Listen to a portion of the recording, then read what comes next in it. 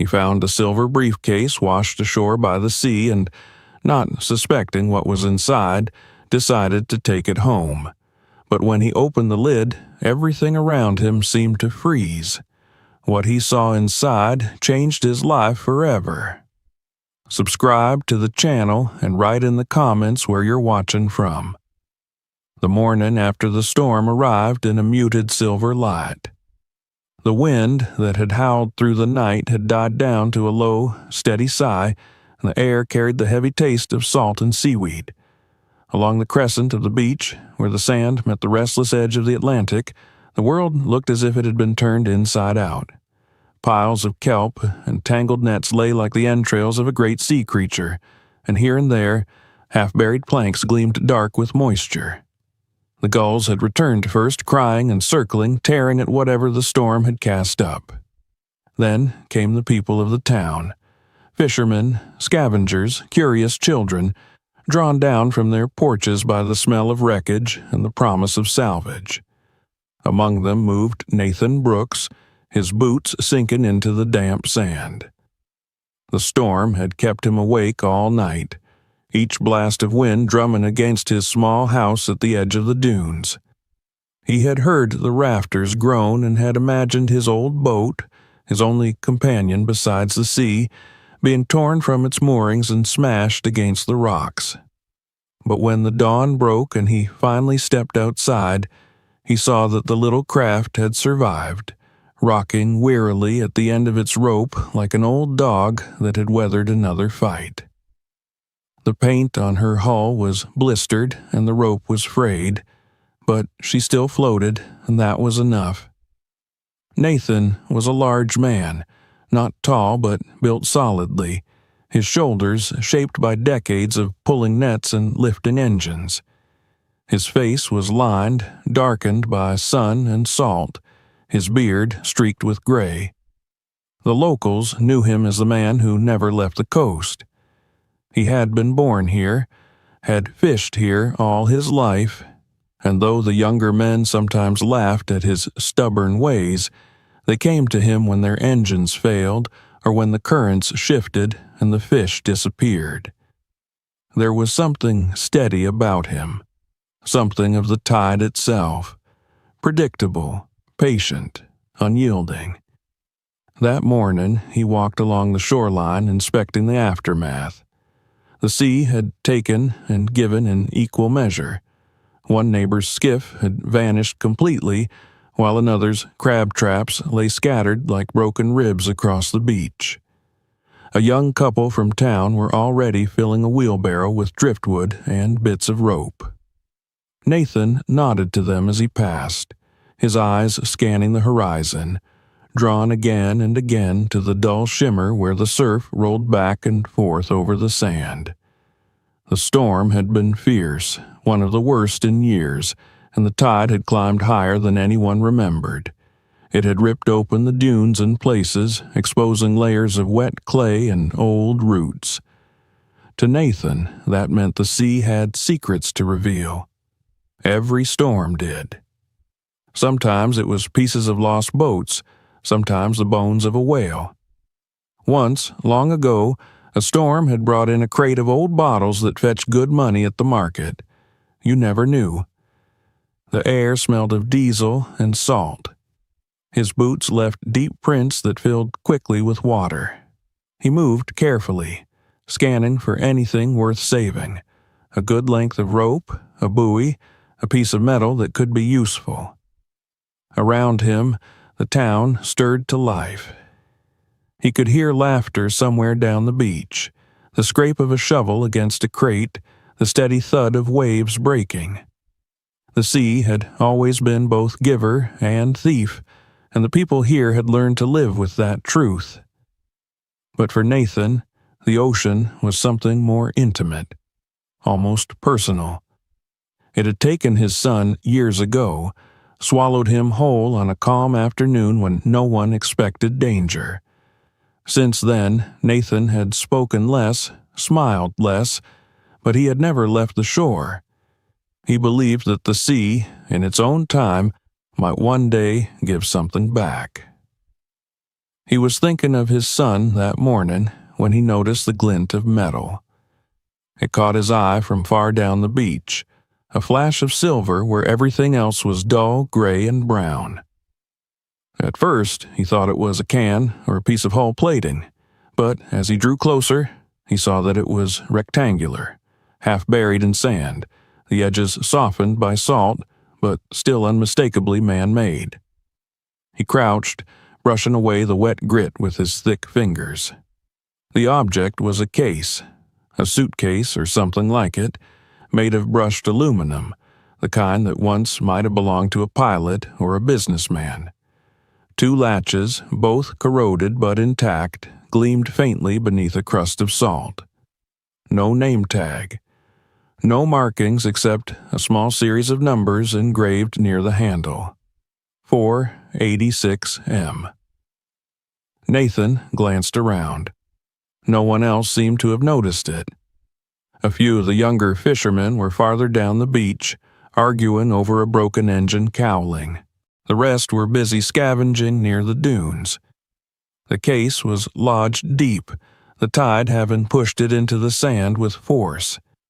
He dug his hands around it, feeling the cold metal against his palms. It was heavier than it looked, much heavier. Whatever was inside wasn't water or sand. It was solid, dense. He straightened up, the weight of it pulling on his arms, and for a moment he just stood there, the wind tugging at his jacket, staring at the thing. It was the kind of item that carried stories. He could feel it. He carried it to his boat, setting it carefully under a folded net. The sound of metal against wood made him wince. It felt wrong to treat it roughly. When he looked back toward the water, the tide was already advancing again, washing over the spot where he'd found it. A minute later, the silver was gone, replaced by the restless gleam of the returning sea. Nathan felt a strange satisfaction, as though he'd stolen something from the ocean before it could change its mind. The sky began to clear in slow streaks of pale blue. He decided to head home before the next squall. Pushing the small boat off the sand took effort. His shoulders burned, and the muscles in his arms trembled with strain. Once afloat, he started the outboard, the old motor coughing and sputtering before catching with its familiar, uneven rhythm. The waves were still high, but not dangerous.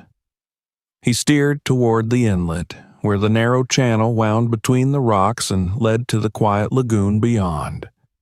From there it was only a short distance to his shack. As he moved through the channel, he could see the town behind him. Small houses with tin roofs, their paint bleached by sun and salt, smoke rising from a few chimneys. The place always looked half forgotten after a storm, as if it existed outside time. Nathan had never imagined living anywhere else. The idea of cities, of offices and crowds had always made him uneasy. The sea, for all its moods, was honest. It took what it wanted, gave what it chose, and asked for nothing but respect. By the time he reached the lagoon, the sky had turned a clean, hard blue. The case lay at his feet, dull now without the sand's reflection, streaked with salt like frost. He felt the urge to open it, to see what secrets it held, but he pushed the thought away. He would wait. Things found at sea carried their own kind of danger. Sometimes they belonged to someone who would come looking. Sometimes they brought trouble. He had learned that lesson many years ago, when a crate of whiskey had washed ashore and half the town had nearly come to blows over it. Curiosity was a luxury he couldn't afford until he understood what he was dealing with. The boat scraped against the dock beside his house, a narrow structure of warped boards and old tires. He tied the line, lifted the case again, and carried it up the short path that led to his door. The shack was small but sturdy, built by his father and patched 100 times over. Inside, the air was dry and smelled of rope and coffee. He placed the case on the table and stood looking at it for a long moment. A bead of seawater slid down one corner, leaving a dark trail on the wood. Outside, the wind rattled the shutters, and somewhere distant, a buoy bell clanged lazily. He poured himself a cup of coffee, black and bitter, and sat by the window. The light shifted slowly through the day.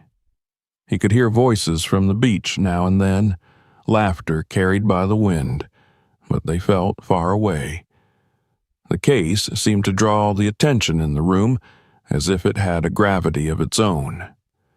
He reached out once, ran a finger over the surface, and felt the chill of the metal. It was the same cold he remembered from the mornings when he'd gone diving with his son. The shock of the first plunge, the way the ocean swallowed the warmth of your skin. He pulled his hand back. Evening came early. The horizon glowed briefly and then dimmed to violet, and the sound of the sea grew louder as the wind changed. Nathan lit a lamp and checked the locks on the door. Old habits. He told himself he would bring the case to the authorities in the morning, maybe ask around the harbor if anyone had lost cargo. But deep down, he knew he wouldn't. Not yet. Something in him wanted to understand what it was first. The idea of letting someone else open it felt wrong, like handing over a story before you'd read the first page. He moved the case to a corner of the room and covered it with a folded tarp. Then he sat back at the table, staring at the flickering lamplight on the wall. The rhythm of the waves outside was steady, hypnotic. He thought again of the night's storm, of how easily the sea could have taken him too. Perhaps this was a kind of offering, a small repayment from the ocean that had taken so much. Perhaps, he told himself, it was nothing more than junk washed in from a wreck. But the thought did not calm him. He could feel, somewhere beneath his ribs, a faint unease growing, like the pressure that builds before the next wave. When he finally rose to go to bed, he hesitated by the covered shape in the corner. The lamp threw a dull reflection across the tarp, a faint metallic gleam beneath the folds. For a moment, he thought he heard a sound, just a tiny click like metal settling. He held his breath, listening. Nothing. Only the soft moan of the wind along the walls. He shook his head and turned away, but as he reached for the lamp, he couldn't help glancing back once more. The case sat silent and immovable, but he could not shake the sense that it was waiting for something. Outside, the tide began to rise again, whispering across the sand. The beach was empty now, the last lanterns from the town flickering out. The world was quiet except for the sea, and in that quiet, Nathan Brooks lay awake long into the night, listening to the steady pulse of the waves, and wondering what he had brought home from the deep. The wind had shifted overnight, carrying with it the damp scent of the receding tide and the faint tang of rot from the seaweed that now carpeted the beach. Nathan woke before dawn, as he always did, the habit of years at sea still governing his body even when there was no reason to rise so early. His small bedroom was filled with a blue-gray light that leaked in through the cracks around the shutters, and for a moment he lay still, listening. The storm had left behind a new kind of silence, heavy and hollow, broken only by the distant, steady breathing of the ocean. But beneath that rhythm, there was something else, something that prickled the back of his neck, a subtle, metallic echo in the room beyond. He swung his legs off the bed, the floorboards cold under his feet, and stared through the open doorway into the kitchen. The tarp he had thrown over the silver case still covered it, a shapeless lump in the corner. The lamplight from last night had long since gone out, and the dim glow of morning made the shape seem both smaller and somehow more ominous. He rubbed his eyes, muttering under his breath, and reached for the kettle. Coffee first, then decisions. Always coffee first. The flame from the stove sputtered and hissed. The pot began to murmur. Nathan poured the steaming black liquid into a chipped mug, breathing in the bitterness, letting the warmth steady him. He tried to push away the thoughts that had haunted him half the night. The weight of the case, the chill of its surface, the way it had seemed to pulse faintly in the dark. He told himself it was just his imagination. But when the house creaked under a gust of wind, he found himself glancing toward it again. The sea had taught him long ago that anything pulled from its depths carried a story, and not all stories were kind. Men who brought up barrels of rum, crates of tools, or even bundles of fishing nets often found themselves the owners of other people's mistakes. Cargo was never just cargo. It belonged to someone, and someone might come looking. Yet curiosity had its own pull. Nathan had spent a lifetime reading the ocean, and he could feel it even now, that quiet pressure of something unresolved, something wanting to be known. He stood, walked to the corner, and pulled away the tarp. The case gleamed faintly in the half-light, thin trails of dried salt still etched across its sides. He crouched, running his fingers along the latches. The corrosion wasn't bad. The sea hadn't had time to eat into the metal. It would open if he really wanted it to. His reflection looked back at him from the brush surface, warped, dark, ghost-like. He fetched his fishing knife from the table and wedged the tip beneath one latch. The sound it made, a low, scraping pop, cut through the quiet room. One lock gave way easily, the metal springing open with a dull click. The second latch resisted. He pressed harder, the knife handle biting into his palm, until with a sudden crack it snapped loose. A thin hiss escaped as the pressure seal broke, and for a second the smell of salt water and rust filled the air. Inside, under a layer of plastic wrapping, were tightly sealed packets, thick, rectangular, and pale green in color. Money. Nathan blinked, uncertain if his eyes were playing tricks. Each packet was wrapped in transparent film, the bills neatly aligned, banded with faded paper strips stamped with serial codes and dates. They weren't new. The edges of the bills had darkened slightly with age, and the ink had lost its sheen. His hands, rough from years of labor, trembled slightly as he lifted one bundle. The paper inside was dry. He set it down carefully and peered deeper into the case.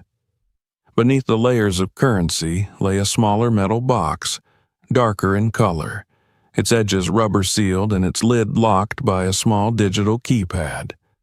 The screen was blank, dead from time or water. A faint engraving ran along the side, letters too worn to read, but he could make out a few. Gry 86.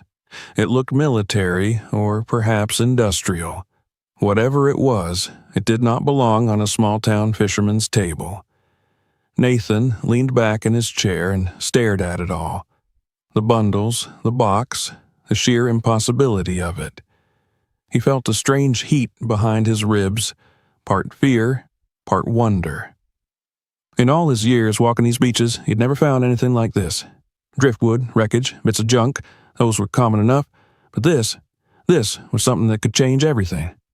The thought unsettled him. He had never wanted change. His life was simple, maybe too simple, but it was his. The ocean gave what he needed, no more, no less. He paid his bills, kept his nets mended, and minded his own business. But now, here on his kitchen table, lay enough money to buy every boat in the harbor, maybe even the harbor itself. He took a long sip of coffee, the bitterness grounding him again. He thought of what he could do with the money, pay off the debts on his father's old boat, fix the roof that leaked every winter, maybe even rebuild the house that had belonged to his mother.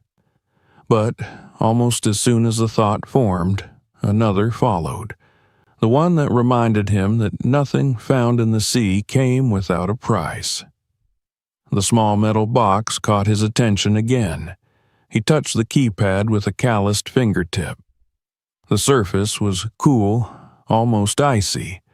He imagined what might be inside: documents, jewelry, maybe even something dangerous. The word military kept circling in his mind. He'd seen enough naval debris wash ashore over the years to recognize that dull, gray finish. The marking GRY 86 might have been an identification code. Or maybe it was just coincidence. He tried to lift the case. It was still heavy, even with some of the money removed. The weight wasn't only physical, it carried something else, a presence. The air in the small room felt thicker now, and he noticed his own breathing had slowed. Outside, the wind rattled the shutters again, and the familiar cry of gulls broke the spell. Nathan exhaled, repacked the bundles, and closed the lid. The latches snapped shut with a sharp metallic bite. He stared at it for a while longer, then rose and carried it to the back of the room. The small storage closet, barely large enough for a set of nets and a few tools, would do. He shoved aside an old tackle box, set the case on the floor, and covered it with a spare tarp. Then he turned the key in the lock and pocketed it. The act should have brought relief, but it didn't. He went outside, needing air. The world had changed in the few hours since dawn. The sky had cleared. The sea was calm again, and sunlight was spilling across the dunes, glinting off the wet sand like glass. From where he stood, he could see people down the beach, combing through debris. Children ran with sticks, chasing gulls. The town was waking up, and yet Nathan felt detached from it all, as if he stood on the edge of something invisible and immense. He walked to the shoreline, the sand warm now beneath his boots, and stared out at the horizon. The sea looked innocent, almost lazy, its surface glittering as if nothing had happened the night before. But Nathan knew better. The ocean never forgot what it took. The storm had carried off half of Old Man Dalton's pier, had snapped trees along the coast, had left boats stranded and roofs torn open. It had buried and uncovered things indiscriminately, like a restless god rearranging its offerings. The silver case was just one of its gifts. He crouched near the waterline, picking up a piece of driftwood. The wood was smooth, polished by years of rolling in the surf and marked by strange scars, tiny grooves cut by barnacles.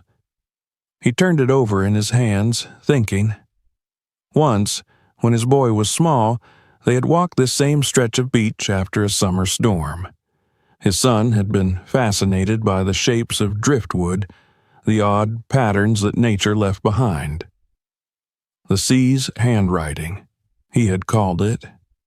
Nathan smiled faintly at the memory, but it faded quickly. He tossed the stick back into the waves and watched it drift away. When he returned to the house, the light had changed again. Clouds were gathering over the water.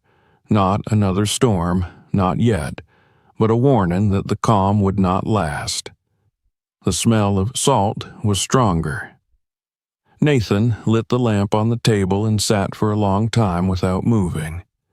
The case was out of sight now, but its presence lingered. Every creak of the house seemed sharper, every gust of wind heavier. He tried to distract himself with small tasks, repairing a frayed net, sorting his hooks, checking the fuel canisters for his boat. But no matter what he did, his thoughts circled back to that dull metallic weight in the closet. He imagined it glowing faintly in the dark, waiting for him. He imagined footsteps in the sand outside, someone watching his house, waiting too. As the evening deepened, he poured himself a second cup of coffee, then a third. He told himself again that he would go to the police in the morning. It would be the smart thing to do. But the memory of their lazy, indifferent faces, the way they brushed off the concerns of men like him, filled him with doubt. He knew how things worked in small towns. If the case was worth money, it would vanish into someone else's hands long before the paperwork was filed. The lamp flickered. Nathan rubbed his temples, feeling the weight of sleeplessness pressing in. He stood and went to check the door. The lock was firm, but when he looked down, he noticed something strange in the sand just beyond the threshold, a faint footprint. It could have been his own, left earlier when he fetched firewood, but the angle seemed wrong. He bent down, tracing it with his finger. The edges were still sharp, not softened by the wind. Whoever had made it had done so recently. A cold shiver ran through him. He straightened, scanning the darkness beyond the porch. Nothing moved. The beach stretched empty toward the line of the dunes. He listened, the waves, the wind, the creak of the wooden beams. That was all. Still, he left the light burning as he stepped back inside. He checked the closet once more. The tarp was undisturbed, the lock intact. He touched it briefly, then turned away. There was no sense in torturing himself further tonight. He would decide what to do in the morning. But when he finally lay down, sleep did not come easily. The sound of the surf filled the small room, rhythmic and endless. Every so often he thought he heard something else, a faint metallic tick, like a heartbeat echoing from the other side of the wall. He told himself it was the pipes or the wind. He told himself a lot of things before exhaustion finally pulled him under. Outside, the tide crept closer again, whispering against the shore. In the distance, the clouds thickened and began to swallow the stars. And, in the quiet of the fisherman's shack, the silver case waited patiently, heavy with its secrets, while the sea, unseen beyond the dunes, began to stir once more. The following morning came gray and heavy, the kind of light that seemed to have lost its direction. Nathan rose later than usual, his head thick with restless dreams he couldn't remember clearly. When he looked out the window, the sea was flat and metallic, like a sheet of dull pewter stretching to the horizon. The air felt charged, expectant. Even the gulls were quieter, circling lazily above the harbor, their cries muted by the humidity. He washed his face in the small basin near the stove, the cold water waking him sharply, and for a moment he stood still, dripping, his eyes fixed on the closed door of the storage closet. Behind it, silent and hidden beneath a tarp, the silver case waited. He poured a cup of coffee, sat at the table, and thought about what to do. All through the night, the memory of the footprint by the door had gnawed at him. Someone had been close, too close. The mark had been deep, deliberate, not just a passerby. The realization that someone else might know about the case filled him with unease. Maybe they had followed the same stretch of beach, seen the same flash of metal buried in the sand, but arrived too late. Maybe they had been searching for it long before he stumbled upon it. He took a slow sip of the bitter liquid and stared out toward the line of boats in the harbor. The calm on the surface of the day didn't fool him. Trouble often came quietly, dressed as routine. By mid-morning, he decided he needed to talk to someone who might remember things, not the authorities, not anyone who would ask questions he wasn't ready to answer, but someone who had seen enough of the sea to recognize its patterns. That meant Salt. Old Salt, as everyone called him, had been a sailor all his life. No one knew his real name anymore, and no one needed to. He had retired years ago, but still came down to the docks every morning, sitting on an upturned crate beside the fuel shed, rolling cigarettes with his thick, yellowed fingers, and telling stories to anyone who'd listen. He'd served on cargo ships, tugboats, trawlers, anything that floated and paid enough to feed him. Nathan respected him because the sea respected him. Salt knew its moods better than most priests knew their prayers. Nathan left the shack locked, the key in his pocket, and made his way down the narrow sand path to the harbor. The walk took 10 minutes, past weathered cottages and sheds patched with tin, past the old general store with its faded sign and the rusted pickup that had sat unmoved in front of it for years. The streets were mostly empty. A few men were working on their boats, hammering, swearing, pausing to wipe sweat from their faces. Everyone nodded to Nathan in passing, but no one asked questions. He found Salt where he expected him to be, perched on his crate with a cigarette dangling from his lips, the smoke curling around his beard like mist. His eyes were sharp despite his age, small and blue like bits of broken glass. "Morning," Nathan said quietly. Salt grunted in acknowledgement, flicking ash into a can by his foot. "You're late today." "Didn't sleep much." "Storm'll do that to you," Salt said. "Always does." He squinted at the horizon. "Calm now, though. The sea's got that dead look. Means she's thinking about something." Nathan stood beside him, watching the slow movement of the water against the pilings. For a while, neither spoke. The silence between them was easy, the silence of men who understood each other without needing words. Finally, Nathan said, "You remember that cargo ship that went down back in the 80s? The one folks used to talk about? Out near the reef?" Salt turned his head slightly. "You mean the Myron?" "Yeah, I remember." He tapped ash again, his eyes narrowing. "What about it?" Nathan hesitated. "They ever find any of it?" "Not much," Salt said after a pause. "Bits and pieces, most of it scattered or buried deep. She went down fast, they said. Rumor was she was carrying something important. Bank shipment, paper, gold, I don't know. Half the crew was never found." Nathan nodded slowly, trying to keep his tone casual. "You ever hear the name Grayson?"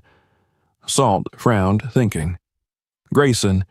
Yeah, Lieutenant Grayson, Navy man, was on board the Myron as an observer, some government thing. My brother knew a diver who went out looking after the wreck. Said they found a few personal effects near the reef, but nothing official. Why do you ask?" Nathan looked away, pretending to study the horizon. "Just something I heard. Thought it might be connected to some of the junk washing up lately." Salt chuckled softly. "Junk, huh? Sometimes it's not junk, boy. Sometimes the sea throws things back when it's had enough of them. You find something?" The question hung between them like a hook. Nathan forced a small shrug. "Just some old gear, part of a crate. Nothing worth keeping." Salt nodded, but Nathan could tell the old man didn't believe him. He could feel those glass-blue eyes on him, weighing his words. After a moment, Salt said, "Careful what you drag home from the water. Some things are better left where they belong." "I know," Nathan said. He stayed a while longer, listening as Salt drifted into another story about a freighter caught in a typhoon near the Caribbean. But Nathan's thoughts had already moved elsewhere. As he turned to leave, he noticed a dark SUV parked farther down the dock, half in shadow. Two men stood near it, one smoking, the other pretending to look at the gulls. The same type of men who didn't belong in a fishing town, their clothes too clean, their posture too stiff. The smoker lifted his camera and snapped a photo toward the harbor, the lens glinting briefly in the sunlight. Nathan's stomach tightened. He kept walking, not breaking stride, but he felt the weight of their eyes following him as he passed the fuel shed and rounded the corner toward the main street. The sense of being watched, which had haunted him since he'd found the footprint by his door, returned now with renewed force. Whoever they weren't tourists. Tourists didn't come here in the off-season, and they didn't carry cameras that expensive. By the time he reached his shack, the sky had turned the color of lead. He locked the door behind him and went straight to the closet. The lock was untouched, the tarp still in place, but he felt no relief. He pulled the case out, brushing dust from its surface. For the first time, he noticed something he hadn't before. Faint letters etched near the corner, barely visible under the layer of salt. R. Grayson. He sat heavily on the chair, staring at the name. The world outside his window seemed to fade away, leaving only the soft whisper of the tide. The name connected too neatly to the story Salt had told him. The lieutenant who vanished with the Myron. The timing fit. The serial numbers on the money bands, the military-style lockbox, all of it pointed in the same direction. The case in his possession wasn't some lost tourist luggage. It was part of something buried in the sea for decades, something that people, maybe dangerous people, still wanted back. He turned the name over in his mind. R. Grayson. He wondered what kind of man he had been, what had driven him to sea on that doomed voyage. Duty? Greed? Desperation? Nathan didn't know, but he could feel the echo of that decision in his own. The case had crossed years and tides to reach him. The thought filled him with both dread and awe. He spent the rest of the afternoon pacing. The temptation to open the inner metal box gnawed at him. If the name belonged to its owner, maybe it contained something personal. Identification, records, a message. But the keypad lock was a problem. It was dead, and without power or the code, it might as well have been welded shut. He examined it carefully, noting the faint wear on two of the keys. People were creatures of habit. The numbers most pressed were often part of a code, but guessing would take time and each mistake could trigger a lockout. By dusk, the light in the room had dimmed to amber. He decided to try charging the device. Digging through a drawer, he found a small battery pack he used for his radio, stripped the wires, and carefully attached them to the contacts. A faint hum answered him. The display flickered to life, showing 6 blank digits waiting to be filled. His pulse quickened. He pressed the first few numbers that came to mind. Combinations of dates, patterns, nothing. Each failed attempt reset the screen with a soft electronic click. Finally, he stopped, wiping sweat from his forehead. He needed more information. He went to his old laptop, a relic he barely used anymore, and powered it on. The connection was slow, the screen flickering, but it worked. He typed the name into the search bar, Lieutenant R. Grayson, 1986 Myron. After a long pause, a few results appeared, mostly old newspaper clippings, reports of the disappearance, speculation about smuggling, and a brief mention of an investigation that had been closed due to lack of evidence. There was a photograph, too, grainy and small, but clear enough, a man in uniform, smiling stiffly beside a cargo vessel. He couldn't have been more than 30. Nathan stared at the image for a long time, then closed the laptop. The weight of what he was holding settled over him like the thick, humid air outside. Somewhere, decades ago, this man had vanished with his ship and his secrets. And now, through the slow and merciless movement of the tides, a piece of that story had come ashore in Nathan's hands. Outside, he heard the low growl of an engine. He froze, his heart thudding. The sound grew louder, then faded as the vehicle passed by his shack and stopped somewhere near the dunes. He moved to the window and peered out. Headlights flashed once, briefly, before shutting off. Then silence. The night deepened. The only sounds were the steady rush of the surf and the creak of his house in the wind. Nathan locked the case again and slid it under the bed this time, closer to him. He left the lamp burning as he lay down. Sleep came in fragments, broken by dreams of water and steel, of voices calling through static. In the last moments before dawn, he thought he heard something outside again. Footsteps in the sand. Careful, deliberate. But when he rose to check, opening the door to the cold gray light of early morning, the beach was empty. Only the gulls wheeled above, and the footprints that led to the dunes were already fading under the wind.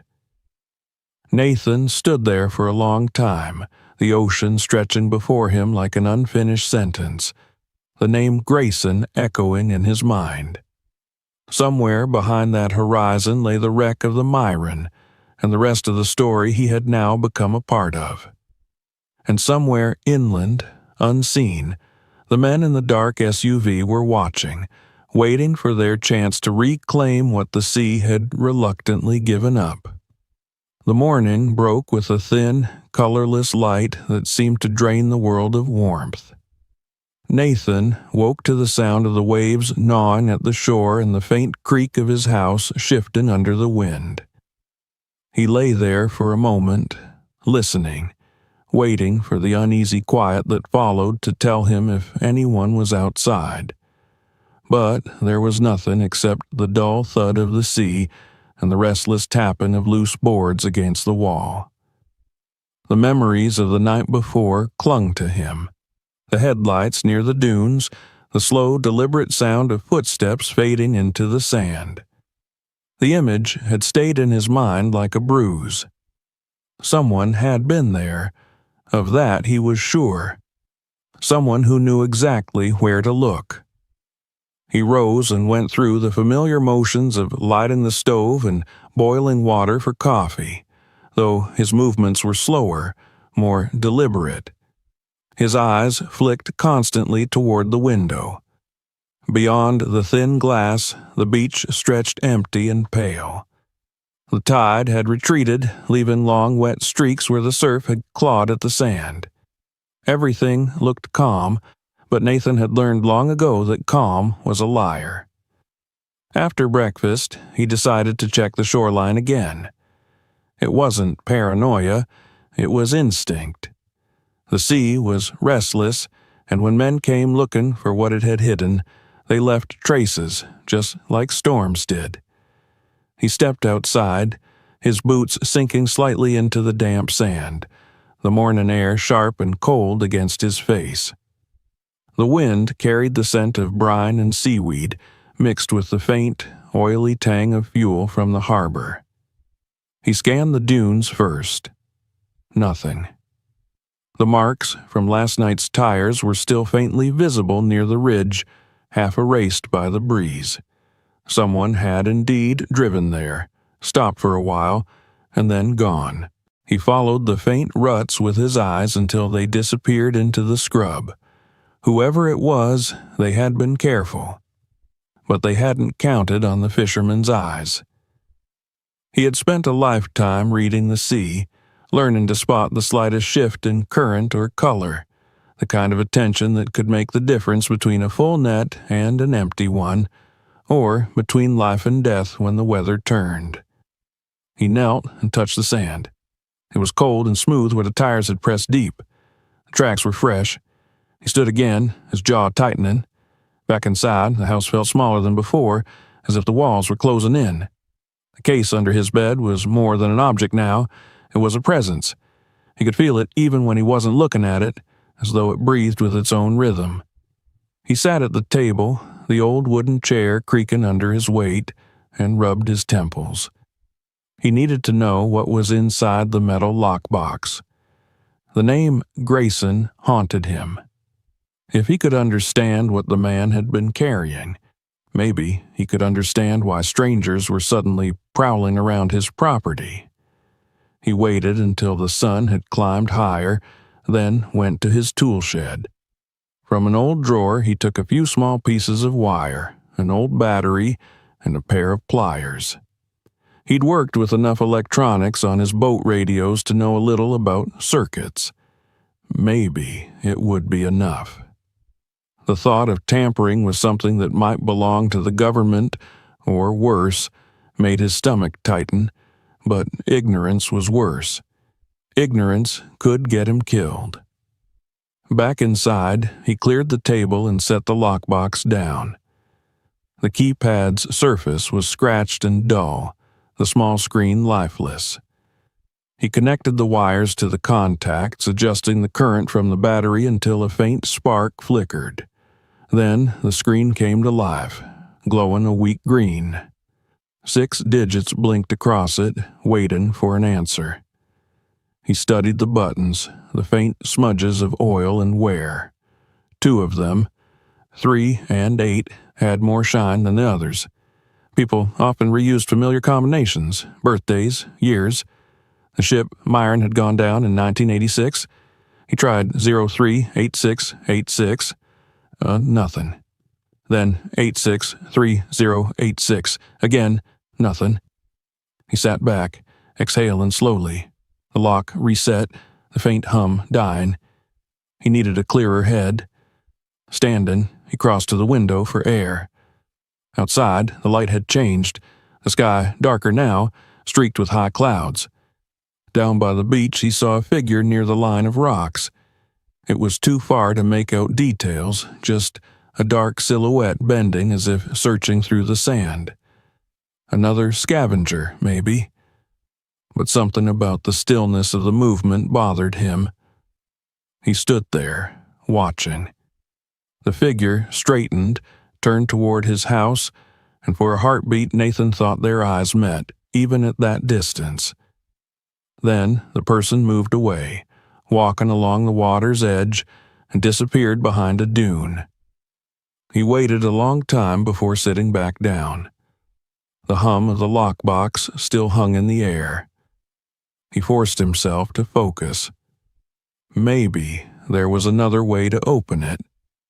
He remembered a trick a mechanic had shown him years ago. Certain digital locks stored emergency override codes in the circuitry. If he could trip the right connection, it might bypass the keypad altogether. He pried open the back panel with his knife, careful not to break the wiring. Inside, there was a small circuit board coated with salt corrosion. He cleaned it gently with a piece of cloth and exposed 2 tiny copper pins. When he bridged them with the wire, the lock clicked softly. Nathan froze. Then, with a careful breath, he lifted the lid. Inside was a flash drive sealed in plastic, a strip of photographic negatives, and a thin sheaf of waterproof paper. The air that escaped smelled faintly of rust and oil, as if it had been sealed in another world. The negatives, when he held them up to the light, showed grainy images of a ship's deck, containers stacked in rows, a few blurred figures in uniform. The writing on the edge of the film read Myron, July 1986. He spread the papers on the table. They were lists, serial numbers, cargo manifests, and names written in tight, slanted handwriting. Some of the items were marked restricted, others classified. At the top of one page was a header that made his skin crawl. Department of Naval Procurement, Shipment, 47A. He leaned back, trying to steady his breathing. So it was true. The Myron hadn't just been a cargo ship carrying banknotes or ordinary goods. It had been a government vessel, and whatever it had been carrying wasn't meant for public eyes. If that was the case, then the men watching him weren't just thieves. They were cleanup. They were the kind who made sure lost things stayed lost. A gust of wind slammed the shutters against the wall, making him jump. He gathered the papers quickly, returning them to the box. The flash drive he slipped into his pocket. He had an old laptop that still worked well enough for basic use. Maybe he could see what was on it. The storm outside grew louder as clouds rolled in from the west. He turned on the laptop, connected the drive, and waited. The machine whirred and clicked, struggling under the weight of age. Finally, a folder appeared on the screen. Manifest RG. Inside were a handful of files labeled with numbers and dates. He opened one at random. The screen filled with columns of data, coordinates, shipment details, and cryptic notes. But one line caught his eye. Cargo compromised. Directive to divert shipment pending authorization. Another file contained short video fragments. The grainy footage showed men in rain-slick jackets working on deck at night, their faces ghostly in the floodlights. Voices shouted over the roar of wind. "Keep the containers sealed. No one touches the restricted section." The camera jolted as lightning flashed. Then the image froze on a blurred shape in the corner, something like a stenciled logo on a container door. Nathan squinted. The letters RDC 47 were faint but clear. He didn't understand everything he was seeing, but one thing was certain. This was evidence of something big, something that had been buried for decades. He imagined what would happen if this information reached the wrong hands, or even the right ones. Maybe Grayson had tried to expose something and died for it. Maybe this was what the men in the SUV were looking for. A sound at the window snapped him back. He turned sharply. For a second, he thought he saw movement, a shadow crossing the glass. Then it was gone. His heart pounded. He shut the laptop, pulled the flash drive free, and slipped it into his boot. He moved to the door, every muscle tense. The handle was cold under his fingers. He waited, listening. The only sound was the wind. Then, faintly, the crunch of footsteps in the sand. He stepped outside, eyes scanning the fading light. The dunes were empty again, but he knew someone was there. The instinct that had saved him in storms told him so. He backed toward the house and bolted the door. The wind rose, rattling the windows. The first drops of rain began to fall, slow and heavy. He turned off the light and stood in the dark, letting his eyes adjust. Through the crack in the curtain, he watched the beach. Lightning flashed far out at sea, illuminating the dunes in a stuttered burst of white. For an instant, he saw them. Two figures standing near the edge of the beach, motionless, facing the house. He stayed there long after they were gone, until the rain thickened and the beach vanished behind a curtain of water. When he finally moved again, his legs ached from standing. He checked the back door, then the window locks. Every creak in the wood made him start. Near midnight, when the wind howled hardest, he left the safety of the house and made his way to the old boathouse farther down the beach. The building had been abandoned for years, its roof sagging, its boards warped and gray. He pried open the door and stepped inside, the air thick with the smell of salt and decay. He found a space beneath a pile of tarps where he could hide the case, wrapping it in canvas and securing it under an overturned dinghy. No one came here anymore. It would be safe, at least for a while. When he returned to the shack, soaked and shivering, he sat at the table and stared at the dark window. He thought of the names on the manifest, of the cargo marked restricted, of the frightened voices on the video. It all felt too big for him. He was just a fisherman, a man who wanted nothing more than to live out his days quietly by the water. But the sea had chosen him for something else. Maybe it was fate. Maybe it was punishment. He dried his hands, poured a small measure of rum into his coffee, and drank it slowly. The warmth did little to steady him. Outside, thunder rolled, low and distant. The flash drive pressed against his ankle inside his boot like a reminder of the choice he had yet to make. Tomorrow, he told himself, he would decide. He would either go to the authorities or destroy it all. But as the wind screamed around the house and the rain beat against the roof, he couldn't shake the feeling that whatever decision he made, he was already too deep. The moment he had pried that case from the sand, his life had changed course, and there was no turning it back. The storm roared on into the night, swallowing the sound of the waves, the voices of the town, the whisper of the past that had come crawling out of the sea. And Nathan, alone in his small house, sat in the flickering lamplight, watching the darkness through the glass, knowing that the eyes out there were still watching him in return.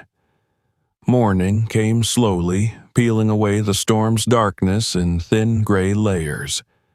Rain still whispered against the roof, gentler now, more like a presence than a force. The windows of Nathan's shack were streaked with salt and water, and the wind had dropped to a restless murmur. The world felt soaked through, as if the land itself had been turned inside out. Nathan sat at the edge of his bed, still dressed in the same clothes he had worn through the night, boots on, shoulders slumped, the tang of damp canvas and old coffee clinging to him. His eyes were bloodshot, not from drink, but from the war of thought that had raged in his mind until dawn. The flash drive lay on the table beside the lamp, still smudged with grit. The documents he had seen, those lists of shipments, code words, the video footage of men shouting orders over the noise of wind, had looped in his head endlessly, crowding out reason. He had tried to sleep, but each time he closed his eyes, he saw the grainy frame of the stenciled container and the sharp, frozen moment before the screen went black. The name Grayson came back again and again, not as a fact, but as a question. Who was he? Why had he taken this information with him? And what had he hoped would happen to it? Nathan walked into the kitchen and poured himself water. It tasted flat. The glass trembled slightly in his hand. The rum he had added to his coffee the night before still sat on the shelf, half empty, but he ignored it. He needed clarity, not warmth. Through the window, he saw that the tide was already out. The storm had rearranged the beach again. Sandbanks had shifted, logs had rolled far inland, and a section of fencing from a nearby dock lay shattered near the footpath. He opened the back door and stepped out into the chill. The sky above was an uneven blanket of cloud, pale and broken, light shifting across it like breath behind thin fabric. A few birds called lazily across the dunes. Everything felt washed out. He walked to the dune ridge and crouched low, his eyes sweeping the trail down to the beach. The footprints from the night before were gone, erased by wind and water. But the memory of those eyes staring back at him through the rain still hung like a shadow behind his ribs. He didn't need to see prints to know he was being watched. The feeling didn't leave. It hadn't for days. Back inside, Nathan unwrapped the damp canvas and took out the manifest. He flipped through the sheets, studying the column of names. Grayson's among them. Several others were circled or marked with an asterisk. What caught his attention now was a set of codes in the margin, hastily handwritten, as if added at the last moment. He wondered if these were access credentials, instructions, or warnings. The numbers weren't dates, at least not obviously. He reached for the metal lockbox again, hoping the power held. The keypad still worked, blinking faintly. He tried the new codes. The box didn't open. It already had, but he was curious whether the system might contain another layer. Nothing. He sat back and rubbed his eyes. He didn't know what he was looking for anymore. Answers, maybe, direction, or just the end of this slow, suffocating uncertainty. Later that morning, Nathan walked into town. The streets were slick with runoff, the gutters clogged with seaweed and bits of trash. The storm had peeled paint from signs and left shingles scattered across porches.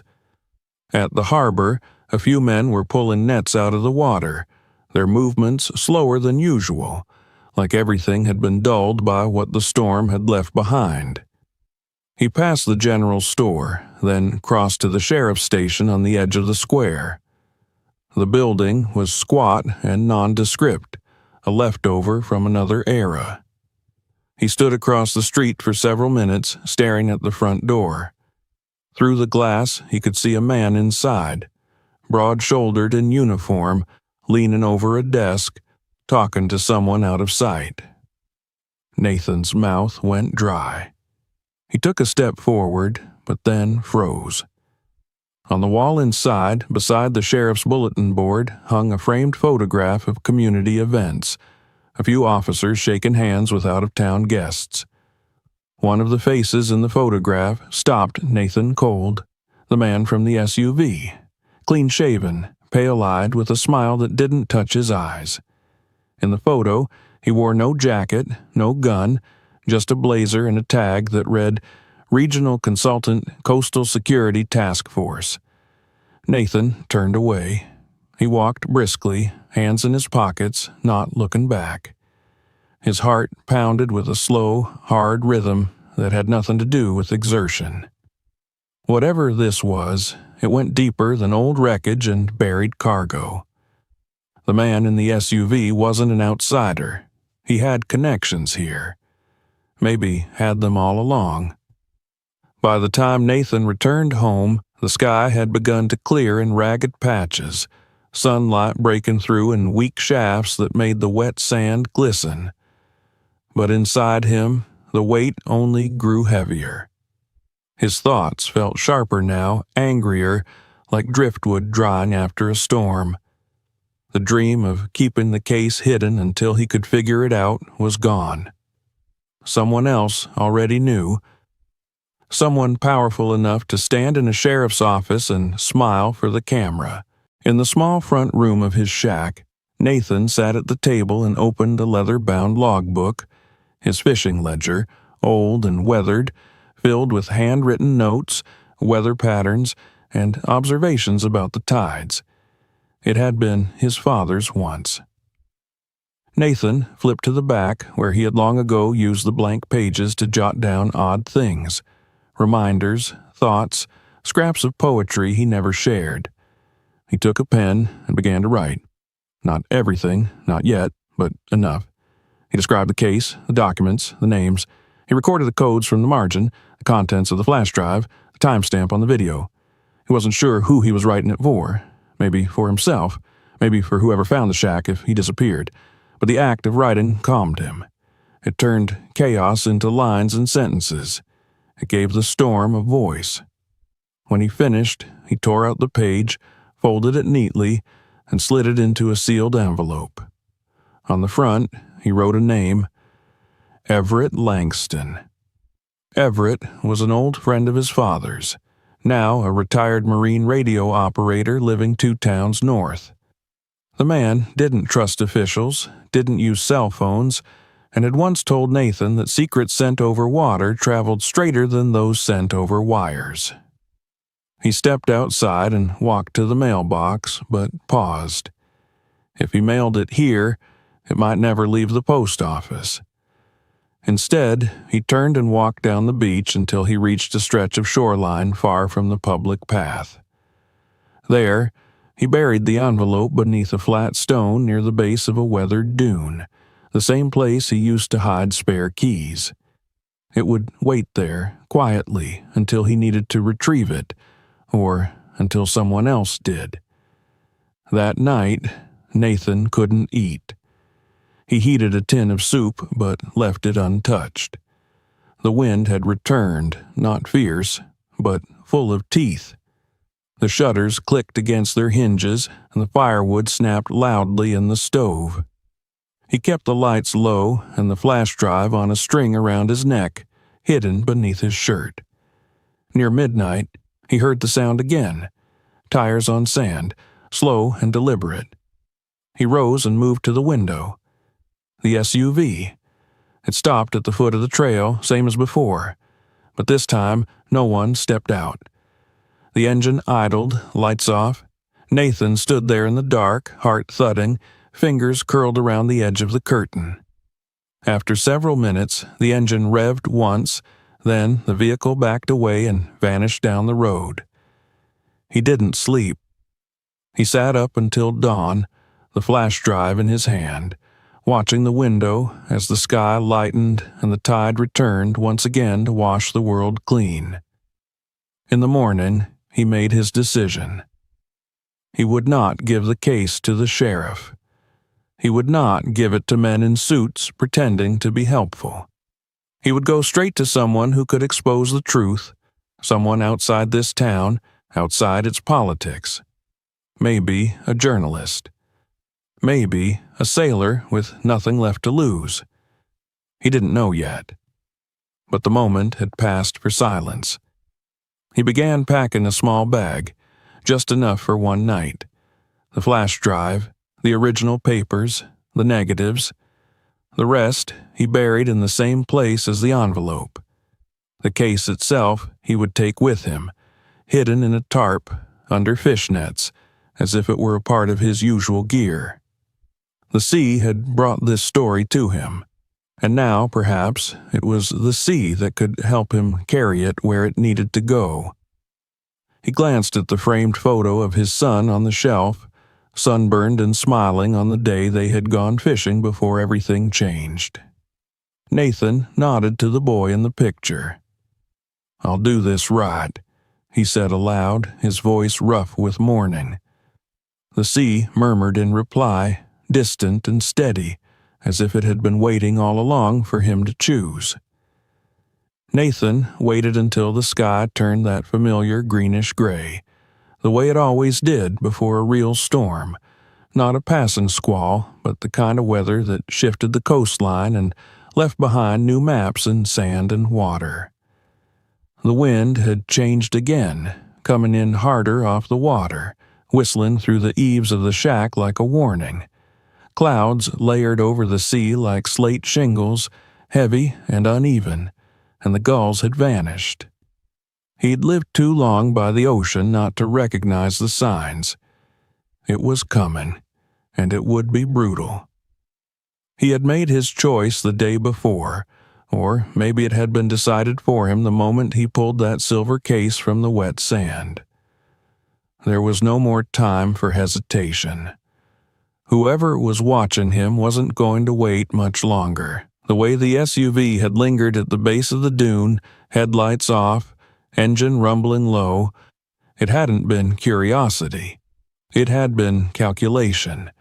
And the man he'd seen in the sheriff's office photo, smiling, comfortable, tied into something far deeper than a missing shipping manifest, wasn't going to let the contents of that flash drive slip away quietly.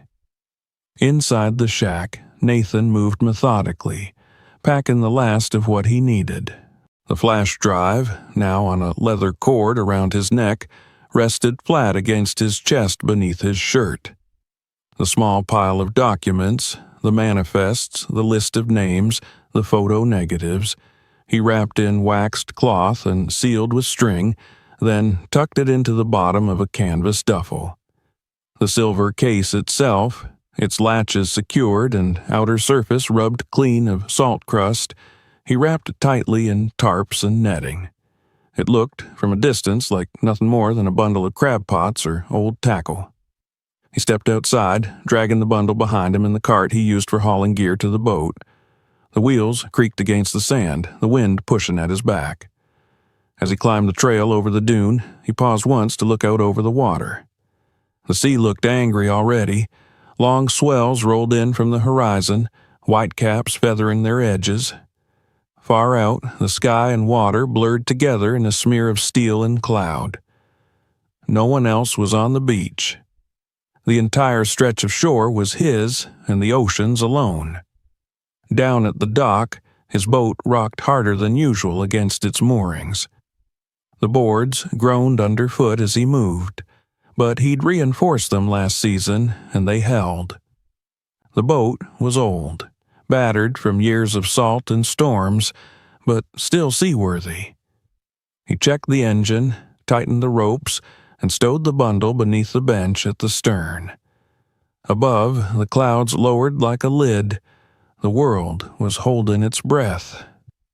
As he untied the moorings and started the engine, he scanned the shoreline one last time. His shack, tucked behind the dunes, was barely visible now, a small smudge of weathered wood against the sand. He didn't expect to see it again. Whatever happened today, that part of his life was done. Whether he returned or not, the man who had lived there, the quiet fisherman who kept to himself and trusted no one, was already gone. The motor caught with a coughing growl, and he guided the boat away from the dock, the bow nosing into the rising chop. The wind slapped at his face, sharper now, stinging with salt. The water deepened from brown and blue to near black as he moved farther out, the shoreline shrinking behind him. He kept his hand steady on the tiller, eyes scanning the horizon, the motion as natural as breathing. This part he knew. The open sea was where he had always been most himself.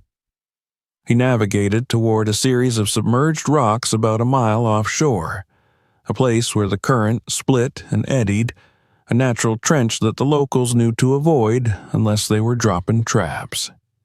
It was deep, unpredictable, and almost always deserted. Perfect. He slowed the engine and dropped anchor. The boat swung slightly with the wind. He pulled the tarp-wrapped bundle from under the bench and placed it carefully in the center of the deck. The latches were still sealed, the metal cold through the layers. His hands lingered on it for a moment. There was a strange sadness in the act. He had spent days consumed by this thing, haunted by it, hunted because of it, and now he was about to give it back to the sea. But it wasn't the information that mattered most. That part was safe. The flash drive was with him, the case itself, its weight, its history, that needed to be removed from the game. He took the lead weights from under the seat, the ones he normally used to sink old lobster traps, and strapped them tightly to the bundle with nylon cord. The extra mass would ensure it didn't float, even if someone tracked him. Even if they saw him out here from the shore, they wouldn't be able to retrieve it. As he worked, thunder rumbled in the distance, low and constant. The first drops of rain hit his shoulders like stones. He stood at the edge of the boat, cradling the bundle in both arms. The ocean rolled beneath him, endless and indifferent. He let it go.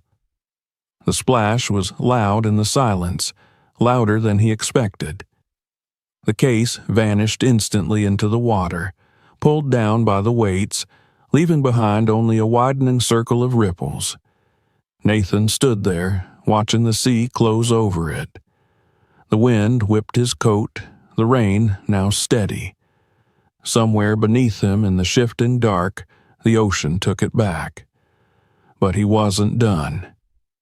He turned the boat and headed for the rocks near a small inlet he remembered from his younger days. It was hard to find, half concealed behind a jagged outcrop, accessible only at certain tides.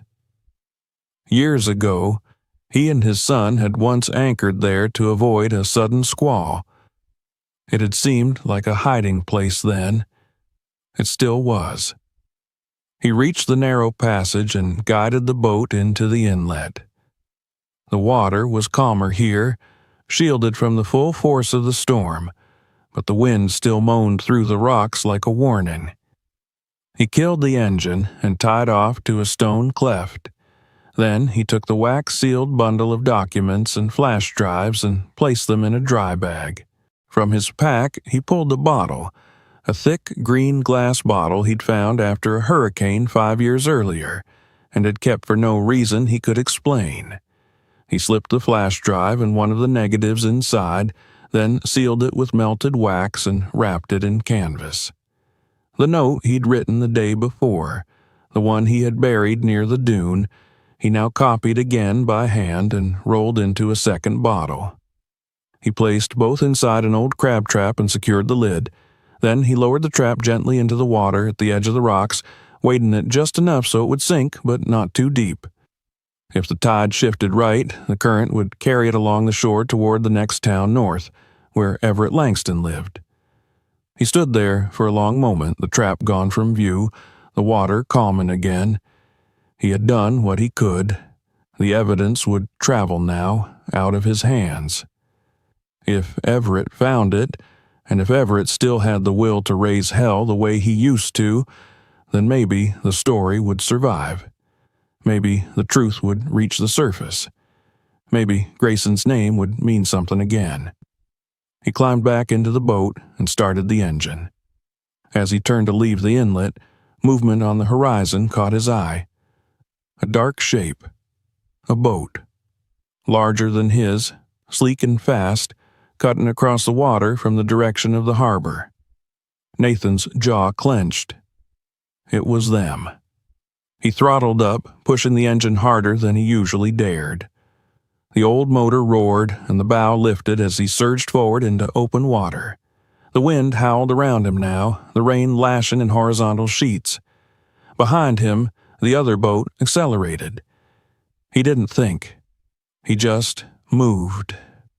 He steered not toward the shore, but farther out, deeper into the sea. He knew these waters better than anyone. He knew where the shoals were, where the hidden rocks lurked just beneath the surface. If he could draw them into unfamiliar territory, maybe he could buy time. Maybe he could make them think he had the case still, that he was trying to flee with it. The chase lasted 10 minutes, maybe less, but it felt like hours. The storm bore down in full now, thunder cracking overhead, waves rising like fists. Nathan's boat leapt and slammed, water crashing over the bow. The pursuing craft gained slowly, its engine newer, its hull sharper through the water. Then, through the rain, Nathan saw it.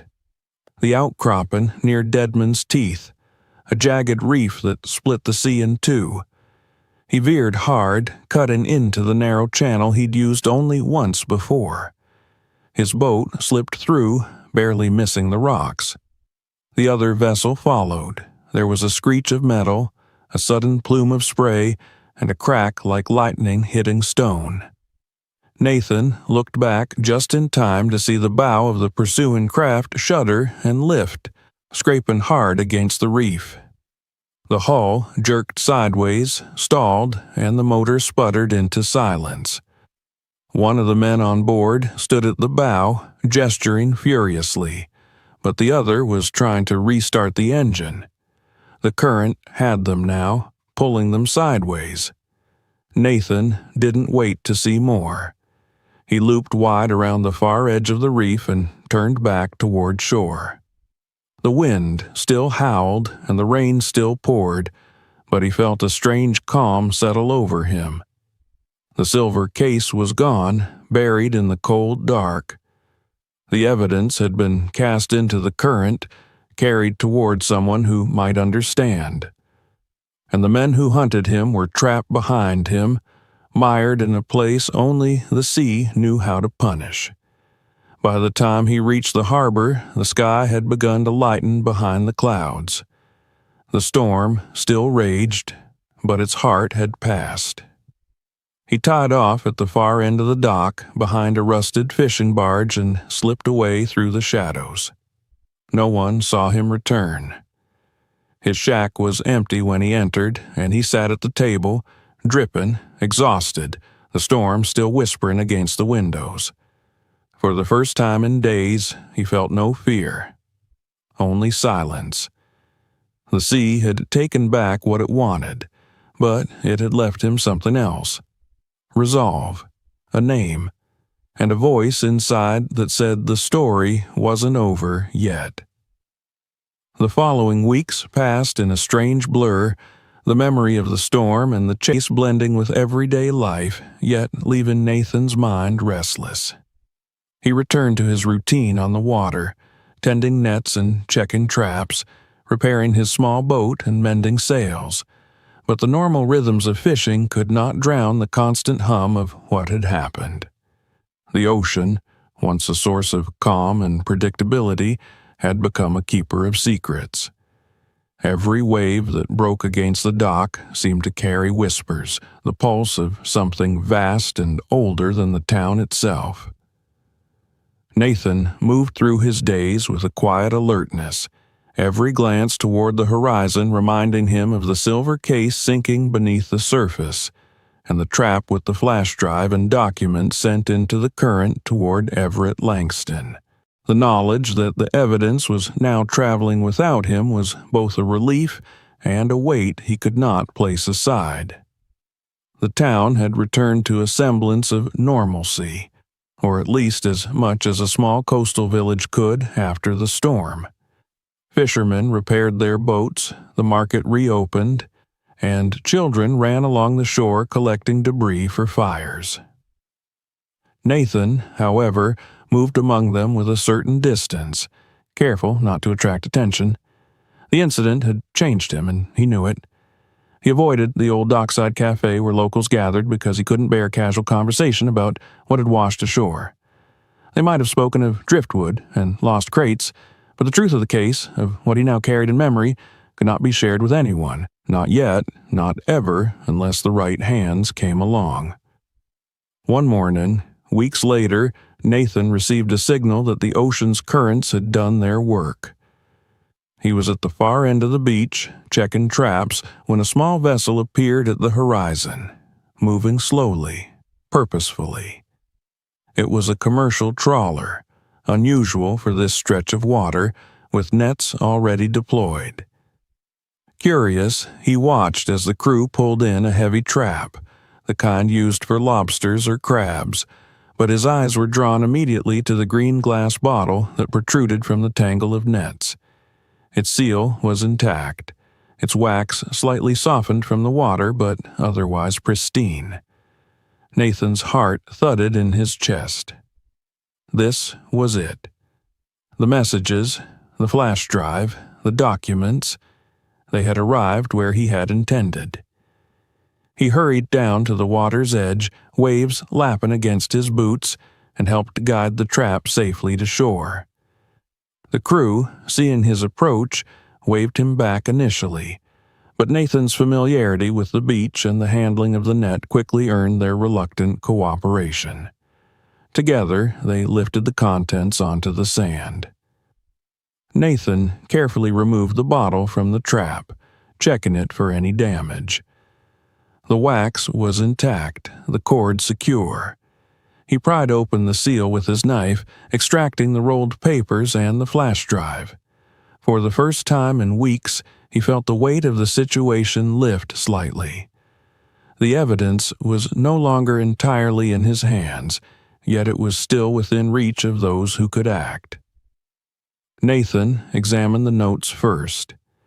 They were precise, a concise retelling of the manifest, the codes, the names, and the obscure references to restricted cargo. Everett Langston's name appeared on the document, along with coordinates and instructions for further handling. Nathan ran his fingers over the paper, feeling the indentation of each word, each stroke of the pen. It was a direct line from the past to the present, from the sunken Myron to the shore, to him. The flash drive went into the laptop he had brought along. The device whirred to life instantly, the files opening as they had before. But now, with the documents back in his sight and the location known, Nathan began to see the bigger picture. The manifests, the video footage, and the written logs all fit together. The restricted cargo had been government property, mixed with shipments that were officially unremarkable, but the coded messages, the hidden paperwork, and the names suggested someone on the ship had tried to hide evidence of wrongdoing. Nathan could see it now. Grayson had taken the flash drive and documents intending to protect or expose them, but fate, or the storm, had intervened. The sea had carried them to Everett Langston, a man whose reputation for integrity was known in a few circles, though mostly he kept to himself in the next town over. Nathan felt a mixture of relief and apprehension. The evidence was moving into responsible hands, but the consequences of its discovery were unpredictable. What would happen if the names were traced? What power structures would be disrupted? Would lives be put at risk? Nathan's hands tightened around the edge of the laptop. He had done what he could. The rest was out of his control. Over the next several days, Nathan observed from a distance as activity began to increase. Investigative journalists, prompted by the materials he had helped deliver, started asking questions. Tracked through maritime channels, the flash drive's contents revealed layers of old mismanagement, corruption, and smuggling operations long buried by time and bureaucratic inertia. Reports emerged slowly, at first in small local newspapers, then gradually reaching broader audiences. The town murmured with curiosity and gossip, though the depth of what had been uncovered remained opaque to most residents. Nathan watched the ebb and flow of attention from the safety of his home, his old boat tied up at the dock, the sea stretching vast and indifferent before him. Despite the rise in awareness, no one knew Nathan's role. He moved among the villagers, seen but not recognized, a shadow in the daylight. Yet, even in his invisibility, he felt a strange sense of closure. The case, the storm, the chase, the danger, they had passed. The ocean had reclaimed its secret, but in doing so, it had allowed truth to surface. Nathan took long walks along the beach, retracing the paths he had walked during those tense days, observing the sand for patterns, the tide for signs, the gulls for any disruption. He thought about Grayson, a man whose actions had been carried silently beneath decades of waves, whose courage had created ripples that Nathan had been fortunate, or unfortunate, enough to follow. One afternoon, he met Everett Langston in person for the first time. The meeting was brief and understated, nothing more than two men acknowledging the journey the evidence had taken. Langston had handled the material with precision and discretion, contacting the necessary authorities while safeguarding lives and ensuring accountability. Nathan felt an unfamiliar warmth in the handshake, a recognition that the course he had set in motion, with all its risk and moral weight, had led to something meaningful. The two men shared few words, but the understanding between them was complete. They had been witnesses to history in motion, and while neither could alter the past, they had influenced its resolution. In the weeks that followed, Nathan returned to his solitary life on the coast. The harbor hummed with normal activity once more, boats creaking in the sun, gulls circling, tides ebbing and flowing. Yet the knowledge of what had passed lingered. The flash drive, the papers, the memories of chasing shadows across sand and through rain. They remained with him, a quiet reminder that life could shift on the turn of a tide, that decisions taken in secrecy could ripple outward in ways unimaginable. He spent his days on the water, working nets, repairing lines, checking traps, and occasionally glancing at the horizon, imagining the currents carrying secrets, evidence, and stories to unknown destinations. Months later, a reporter arrived in the town to follow up on the investigation, seeking context and witnesses. Nathan watched from a distance as interviews were conducted, people recounted fragments of the storm and the items it had brought ashore. Yet Nathan said nothing. His role was invisible, but the satisfaction of having preserved the integrity of the evidence, of having seen it reach the right hands, settled deep in his chest. In the evenings, he walked the beach, the wind tangling in his hair, the sun setting over the water in long streaks of gold and purple.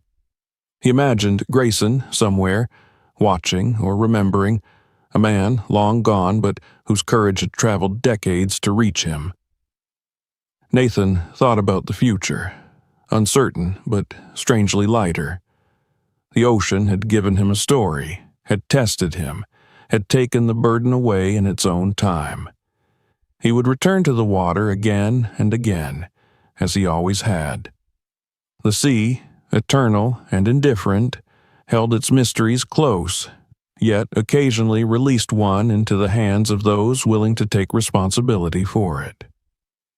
Nathan walked slowly, the sand cold beneath his boots, listening to the surf, knowing he had done what he could. The evidence would now find its own course, the truth moving outward like ripples across the tide. And somewhere, far away, a name from decades past would finally have its voice heard, carried on the waves that never forget and never forgive. The sun dipped below the horizon, casting the final light over the calm waters. Nathan stopped and looked out across the open sea. It was vast, limitless, and unforgiving, yet it had given him closure, a measure of peace. The weight of the storm and the silver case had finally lifted. He turned back towards the town, toward his small shack at the edge of the dunes, knowing that the sea, in its eternal patience, had done its work, and that he had been a part of something larger than himself, a witness and a keeper until the currents carried the story beyond reach.